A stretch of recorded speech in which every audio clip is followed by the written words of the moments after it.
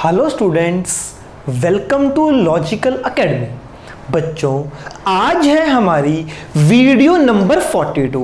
Video number 42 के अंदर chapter number 4 जिसका नाम है change in profit sharing ratio या फिर रिकॉन्स्टिट्यूशन ऑफ फर्म, हम इस चैप्टर को आगे बढ़ाने वाले हैं। बच्चों, जो एक चैप्टर है चैप्टर नंबर 4, ये मोस्ट इंपॉर्टेंट चैप्टर है, बहुत ही ज्यादा इजी चैप्टर है। चैप्टर नंबर 4 बेस है चैप्टर नंबर 5 का, चैप्टर नंबर 6 का, चैप्टर नंबर 7 का। बच्चे, यानी अगर चैप्टर नंबर 4 ही समझ नहीं आया तो चैप्टर नंबर 4 तो गया, 5 भी गया, 6 भी गया, 7 भी गया, तो रह क्या गया बेटा? इस चैप्टर में, इस बुक में 8 चैप्टर हैं। चैप्टर 4, 5, 6, 7 एक जैसे हैं। अगर ये 4 चैप्टर ही समझ नहीं आए तो ये 50% से ज्यादा बुक समझ नहीं आई। तो बच्चे, आज जो मैं टॉपिक करने वाला हूं चैप्टर नंबर 4 का, वो बहुत ज्यादा इंपॉर्टेंट टॉपिक है, बहुत ज्यादा इंपॉर्टेंट और बहुत इजी टॉपिक भी है। चलो, सबसे पहले कुछ रिवीजन्स करते हैं। आपको जब भी क्वेश्चंस में रेशो चेंज दिखी, जब भी क्वेश्चन में रेशो चेंज होगी, तो हमें सबसे पहले क्या करना है? Calculate gaining sacrificing share, old minus new. अगर आंसर आया नेगेटिव मतलब गेनिंग शेयर, अगर आंसर आया पॉजिटिव मतलब सैक्रिफाइस शेयर। उसके बाद नेक्स्ट आपने क्वेश्चन में क्या करना है? आपको accounting treatment of goodwill, accounting treatment of goodwill, हमें ये टॉपिक करना है। गुडविल का क्या होगा? अकाउंटिंग ट्रीटमेंट डिपेंड करता है गुडविल कौन सी है। अगर है गुडविल सेल्फ जनरेटेड तो क्या होगा? Adjustment entry, that is gaining to sacrificing. और अगर गुडविल है परचेज्ड, तब क्या ट्रीटमेंट होगा? Write off, old partners to goodwill. कई बार सेल्फ जनरेटेड के केस में हमें गुडविल को रेज करके राइट ऑफ भी करना पड़ सकता है, यानी एडजस्टमेंट एंट्री और एक ऑल्टरनेट है गुडविल को रेज करके राइट ऑफ कर दो। उसमें क्या होगा? रेज हमेशा ओल्ड पार्टनर में करते हैं इस केस में, और राइट ऑफ होती है न्यू पार्टनर में। रेज मतलब गुडविल को बुक्स में डाल दो, एसेट को बढ़ा दो, तो एंट्री होगी गुडविल टू ओल्ड पार्टनर्स। और फिर राइट ऑफ करेंगे तो होगी न्यू पार्टनर्स टू गुडविल। ये था अकाउंटिंग ट्रीटमेंट ऑफ गुडविल। सिर्फ 3-4 एंट्रीज है बच्चे, बस यही याद करनी है। आज हमें जो सीखना है वो है accounting treatment of reserve and surplus. आप सब जानते हो रिजर्व क्या होता है? जब हम प्रॉफिट का कुछ पार्ट सेव कर लेते हैं उसको बोलते हैं रिजर्व, यानी reserve is a part of profit. Okay, अच्छा बच्चे, आपसे एक चीज पूछता हूं, बहुत ही कॉमन सी चीज है, आंसर देना। बच्चे मुझे बताओ, हम कोई भी बिजनेस क्यों करते हैं? सर, प्रॉफिट कमाने के लिए बिजनेस किया जाता है। क्या जरूरी है कि हम बिजनेस करेंगे तो कंपनी को सिर्फ प्रॉफिट ही होगा? नहीं, कंपनी को लॉस भी हो सकता है, कंपनी को लॉस भी हो सकता है। हाँ जी सर। तो बच्चे, हर एक बिजनेसमैन, ओनर एवरी ईयर जानना चाहता है कि इस साल उसे प्रॉफिट हुआ या लॉस हुआ, और अगर प्रॉफिट हुआ तो कितना हुआ, लॉस हुआ तो कितना हुआ। हर एक बिजनेसमैन इस बात को जानना चाहता है कि वो प्रॉफिट में था या लॉस में था, प्रॉफिट हुआ तो कितना हुआ, लॉस हुआ तो कितना हुआ। बच्चों मुझे बताओ, एक बिजनेसमैन को किस अकाउंट से पता चलता है कि वो प्रॉफिट में है या लॉस में, या फिर किस अकाउंट से प्रॉफिट या लॉस निकलता है? वेरी गुड, आप सब जानते हो sir, profit and loss account. जब हम प्रॉफिट एंड लॉस अकाउंट बनाते हैं तो profit and loss account show करता है कि हम प्रॉफिट में हैं या लॉस में। अगर तो प्रॉफिट में है, ये डेबिट साइड, इधर सारे आते हैं एक्सपेंसेस, इधर सारी आती है इनकम। बच्चे अगर कंपनी प्रॉफिट में है तो यहां पे आ जाएगा नेट प्रॉफिट, बैलेंसिंग फिगर। अगर कंपनी लॉस में है तो इधर आ जाएगा नेट लॉस। कहने का मतलब प्रॉफिट एंड लॉस अकाउंट का जो बैलेंस होता है वो या तो प्रॉफिट होता है या लॉस, यानी प्रॉफिट एंड लॉस अकाउंट से हमें पता चलता है कि कंपनी प्रॉफिट में है या लॉस में है। ठीक है, हाँ जी। अच्छा बच्चे, अगर कंपनी ने लिखा है कि इस साल का नेट प्रॉफिट कितना है 10,000, मुझे बताओ ये प्रॉफिट है या लॉस? सर क्लियरली लिखा है कि ये प्रॉफिट है। अगर ऐसे लिखा हो नेट लॉस, अब बताओ कंपनी प्रॉफिट में है लॉस में? सर क्लियरली लिखा है ये लॉस है। हाँ जी, अगर तो क्लियरली लिखा है कि प्रॉफिट है या लॉस है तब तो बच्चे को कोई दिक्कत नहीं आती। ठीक, अब बताना मेरे क्वेश्चन का आंसर। देखो बच्चे, सारे बच्चे रट्टे लगाते हैं, हम समझेंगे। ऐसे लिखा है प्रॉफिट एंड लॉस अकाउंट का बैलेंस 10,000, लिखा है प्रॉफिट एंड लॉस का बैलेंस लिखा है 10,000, या ऐसे लिखा है प्रॉफिट एंड लॉस 10,000, इसका मतलब बैलेंस ही होता है। अब बताओ ये बैलेंस प्रॉफिट है या लॉस है? बताओ बच्चे, अगर उन्होंने सिंपल लिख दिया प्रॉफिट एंड लॉस, इधर लिख दिया 10,000, अब बताओ ये प्रॉफिट है या लॉस है? सर ये प्रॉफिट भी हो सकता है, क्योंकि जो प्रॉफिट एंड लॉस का बैलेंस होता है वो प्रॉफिट भी हो सकता है, वो लॉस भी हो सकता है। तो कैसे आइडेंटिफाई करेंगे? बच्चे ऐसे हम आइडेंटिफाई नहीं कर सकते, इसके साथ एक और वर्ड लिखा होगा, उससे पता चल जाएगा। अगर लिखा है प्रॉफिट एंड लॉस और ब्रैकेट में लिख दिया क्रेडिट, क्या लिख दिया जी? क्रेडिट। अच्छे से लिखता हूं, ब्रैकेट में लिख दिया क्रेडिट, यानी प्रॉफिट एंड लॉस का क्रेडिट बैलेंस है। अब बताओ ये क्या है? एक बात याद रखो, प्रॉफिट एंड लॉस का जो क्रेडिट बैलेंस होता है इसका मतलब होता है नेट प्रॉफिट। ये क्या है? Net profit. और अगर लिखा है profit and loss debit balance 10,000, debit balance का मतलब होता है लॉस, इसका मतलब है ये नेट लॉस। कहने का मतलब कैसे पता चलेगा कि कंपनी प्रॉफिट में है या लॉस में? बच्चे ये क्रेडिट और डेबिट बैलेंस को देखकर पता चलेगा। बच्चों जो ये बैलेंस है क्रेडिट, ये बैलेंस है डेबिट, इसको देखकर पता चलेगा। क्रेडिट का मतलब होता है net profit, profit and loss का डेबिट बैलेंस होता है नेट लॉस। ये तो याद कर लो, profit and loss, credit balance मतलब प्रॉफिट, डेबिट बैलेंस मतलब लॉस। ये तो हो गया रट्टा। अब इसका लॉजिक, वैसे तो मैंने अपनी फर्स्ट क्लास में बताया था कि नेट प्रॉफिट क्रेडिट बैलेंस होता है, लॉस हमेशा प्रॉफिट एंड लॉस का डेबिट बैलेंस होता है। आइए लॉजिक देखते हैं। बच्चे नेट प्रॉफिट डेबिट साइड में आ रहा है, आप सब जानते हो डेबिट साइड में कौन सा बैलेंस आता है?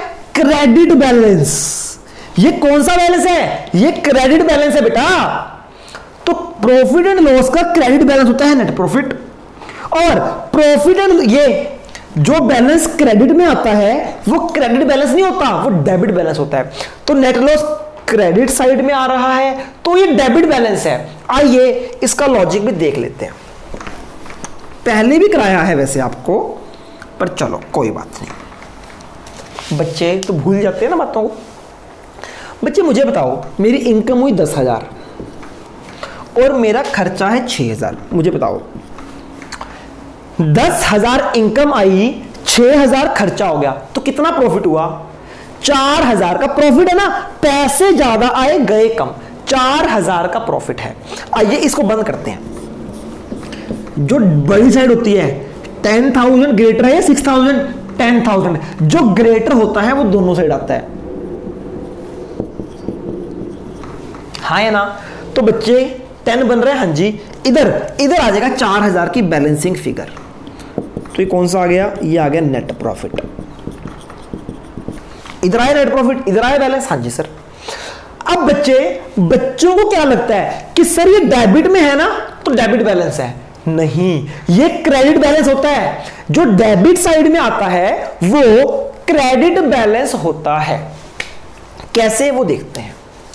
बच्चों इनकम 10,000 है, हाँ जी। इसको मैं लिख सकता हूं इनकम 6,000, इनकम 4,000। दो टुकड़े कर दिए, इनकम के दो टुकड़े कर दिए। 10,000 को लिख दिया 6,000 एंड 4,000। 10 ही बन गया, हाँ जी। देखो बच्चे 6,000 से 6,000 कट, जो ये 4,000 बैलेंस है, यही बैलेंस तो यहां पे आया। ये जो 4,000 एक्स्ट्रा बैलेंस है, ये इनकम का बैलेंस है ना बच्चे। ये क्रेडिट साइड का बैलेंस इधर आया, देखो। तो बच्चे क्रेडिट बैलेंस है, समझ आ गई। इसलिए नेट प्रॉफिट क्रेडिट बैलेंस होता है। अगर लिखे ना प्रॉफिट एंड लॉस का क्रेडिट बैलेंस, इसका मतलब नेट प्रॉफिट है। ऐसे ही लॉस आता है इधर। बच्चे कहते हैं सर क्रेडिट साइड में है। अरे भैया, जो क्रेडिट साइड में बैलेंस होता है वो डेबिट बैलेंस होता है, और जो डेबिट साइड में होता है वो क्रेडिट बैलेंस होता है। तो लॉस होता है हमेशा डेबिट बैलेंस और प्रॉफिट होता है क्रेडिट बैलेंस। आई होप ये पॉइंट्स आपको क्लियर है। अगर तो डायरेक्ट लिखा है नेट प्रॉफिट या नेट लॉस, फिर तो कोई लोचा ही नहीं है। नेट प्रॉफिट मतलब नेट प्रॉफिट, नेट लॉस मतलब नेट लॉस। बेटा अगर ऐसा नहीं है, अगर हमें लिखा है प्रॉफिट एंड लॉस 10,000, ये कुछ भी हो सकता है, लॉस भी प्रॉफिट भी, पर अगर साथ में लिख दिया क्रेडिट, इसका मतलब होता है प्रॉफिट। लिख लो इसको। अगर लिखा है प्रॉफिट एंड लॉस का डेबिट बैलेंस, इसका मतलब होता है लॉस। डेबिट मतलब लॉस, प्रॉफिट एंड लॉस का क्रेडिट बैलेंस मतलब प्रॉफिट। आई होप ये बातें आपको क्लियर है।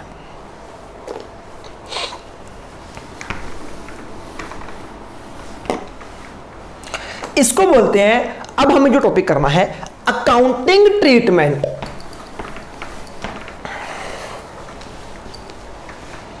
Accounting treatment of reserve and surplus, या आप इसको बोल सकते हो accounting treatment of profit and loss.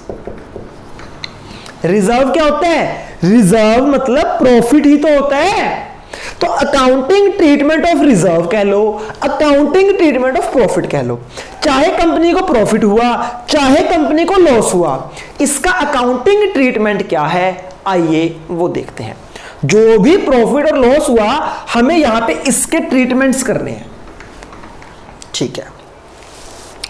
अच्छा जी, रिजर्व मतलब प्रॉफिट। आई होप क्लियर है। हाँ जी, एक सेकेंड।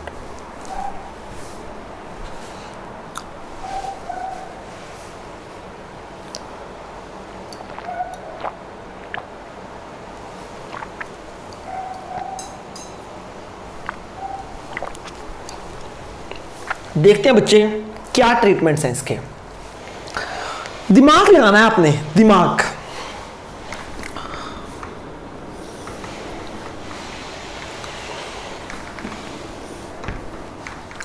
ये वो टाइम पीरियड है बच्चे। यहां पे ए और बी पार्टनर्स थे, ठीक। ए और बी ने यहां पे कंपनी शुरू की और यहां से यहां तक उन्होंने प्रॉफिट कमाया, रिजर्व कमाया या लॉस कुछ भी हुआ। यहां से यहां तक उन्हें 5 लाख का प्रॉफिट हुआ। जब ए और बी पार्टनर थे, उन्होंने इस पीरियड में 5 लाख रुपए कमाए। बच्चे यहां पे सी एडमिट हो गया। मुझे बताओ, जो यहां से यहां तक का प्रॉफिट है उस पे हक किसका है? सर, उस पे हक है ए और बी का, उस पे हक है ए और बी का, सी का उस पे कोई हक नहीं है। तो बच्चे यहां से यहां तक जो प्रॉफिट हुआ है, सी तो अब आया ना, इससे पहले का प्रॉफिट है। तो भैया सी के आने तक कंपनी के पास जितने भी रिजर्व्स पड़े हैं या जितने भी कंपनी के पास प्रॉफिट्स हैं, वो सारे के सारे ओल्ड पार्टनर्स के हैं। तो क्यों ना जैसे ही सी एडमिट होगा, हम ओल्ड पार्टनर को वो प्रॉफिट बांट दें, ओल्ड पार्टनर को वो प्रॉफिट बांट दें। हाँ जी सर। क्यों? क्यों बेटा? क्योंकि उस पे हक ही ओल्ड पार्टनर्स का है। अगर आप इसको नहीं बांटोगे, सपोज करो फ्यूचर में आपने यहां पे बांटे, तो भैया यहां तो सी बोलेगा भैया मैं भी हूं, मुझे भी दो। तो जैसे ही सी आएगा, उस वक्त हम पुराना हिसाब क्लियर कर देंगे। यानी जो हमारी बैलेंस शीट्स में ओल्ड प्रॉफिट्स पड़े हैं, रिजर्व्स पड़े हैं, उन सबको खत्म कर देंगे, उन सबको राइट ऑफ कर देंगे, उन सबको खत्म कर दो, ओल्ड पार्टनर्स में बांट दो। मुझे बताओ प्रॉफिट का बैलेंस क्या होता है? मुझे बताओ प्रॉफिट्स का बैलेंस क्या होता है? प्रॉफिट या रिजर्व का? बच्चे अभी बताया ना, प्रॉफिट हो गया, प्रॉफिट का बैलेंस होता है क्रेडिट। प्रॉफिट हो गया या कोई भी रिजर्व हो गया, कोई भी सरप्लस हो गया, मतलब एक ही है। इन सब का बैलेंस होता है क्रेडिट। तो इसको खत्म करने के लिए, राइट ऑफ करने के लिए क्या करूंगा? डेबिट। तो बच्चे इनका बैलेंस है क्रेडिट, इसको खत्म करने के लिए एंट्री करूंगा रिजर्व या सरप्लस या फिर प्रॉफिट, अकाउंट डेबिट।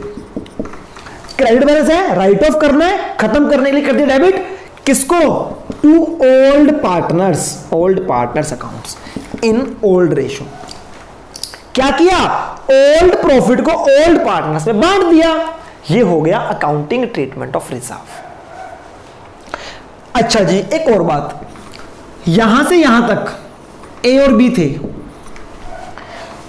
सी एडमिट हुआ, पर बच्चे यहां से यहां तक कंपनी लॉस में थी, कंपनी लॉस में थी। बच्चे लॉस पर भी किसका हक है?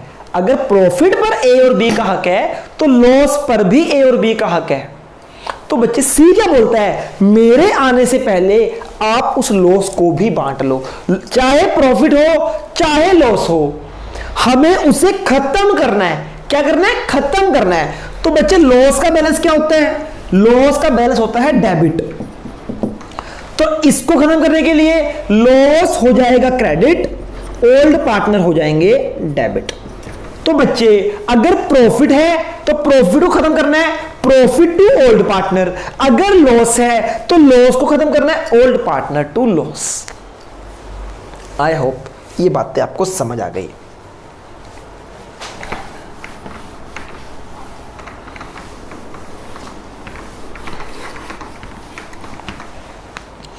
बच्चे कैसे पता चलेगा कि प्रॉफिट कौन कौन से हैं?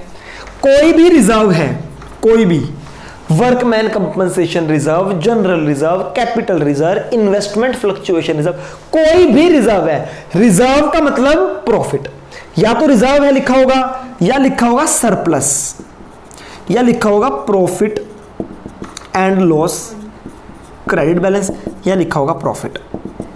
ये चार आइटमें अगर लिखी हैं तो इन सब का मतलब क्या होता है? इन सब का मतलब होता है प्रॉफिट।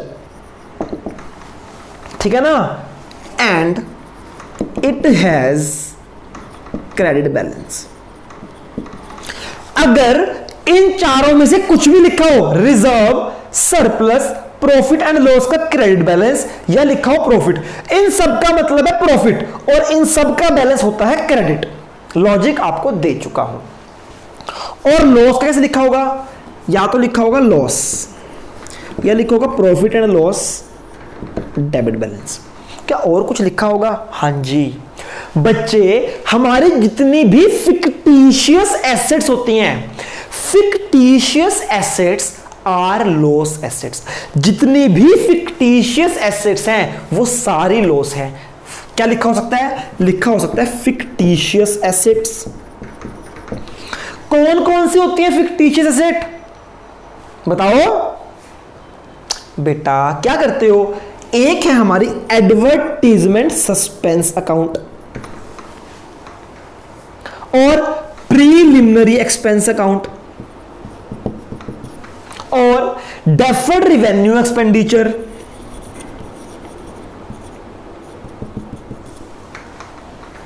ये सारी क्या है? ये इस सब का मतलब है लॉस। अगर कहीं भी लिखा हो लॉस या लिखा हो प्रॉफिट एंड लॉस का डेबिट बैलेंस या लिखा हो फिक्टिशियस एसेट या लिखा हो advertisement suspense account, deferred revenue expenditure, preliminary expenses, ये सारे के सारे इन सब का मतलब होता है loss. And it has debit balance. इन सब का है क्रेडिट बैलेंस, इन सब का है डेबिट बैलेंस। तो इन सब को खत्म करने के लिए क्या करेंगे? क्रेडिट बैलेंस है, खत्म करने के लिए डेबिट। इन सब का डेबिट बैलेंस है, खत्म करने के लिए क्रेडिट। आई होप इतनी बातें आपको क्लियर हैं।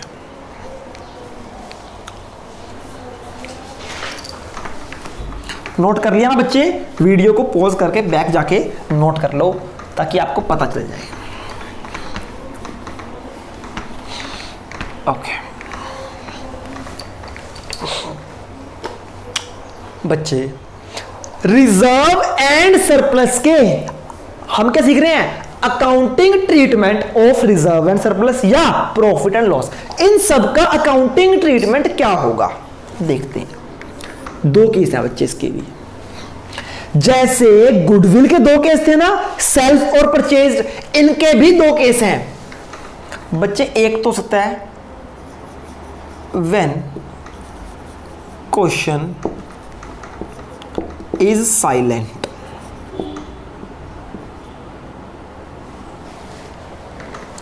about reserve and surplus। यह लिख दो क्वेश्चन इज साइलेंट। मेन क्या है? साइलेंट वर्ड है, इसमें अंडरलाइन कर लेना। या तो क्वेश्चन साइलेंट हो या लिखा हो राइट ऑफ कर दो,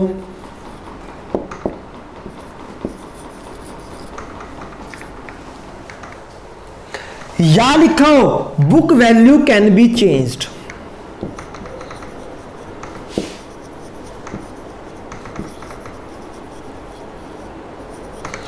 क्वेश्चन में कुछ भी आ सकता है। अगर तो क्वेश्चन साइलेंट है, क्वेश्चन ने कुछ नहीं बोला, उसका मतलब भी राइट ऑफ होता है। अगर लिखा है राइट ऑफ, इसका मतलब तो राइट ऑफ ही है। अगर लिखा है book value can be changed, इन तीनों का मतलब एक ही है। तो हमें क्या करना है? हमें क्या करना है? हमें क्या करना है इस केस में? हमें कर देना है राइट ऑफ। क्या करना है? Right of. दूसरा केस होता है नोट राइट ऑफ। अगर क्वेश्चन बोले कि राइट ऑफ नहीं करना, या फिर book value can not be changed.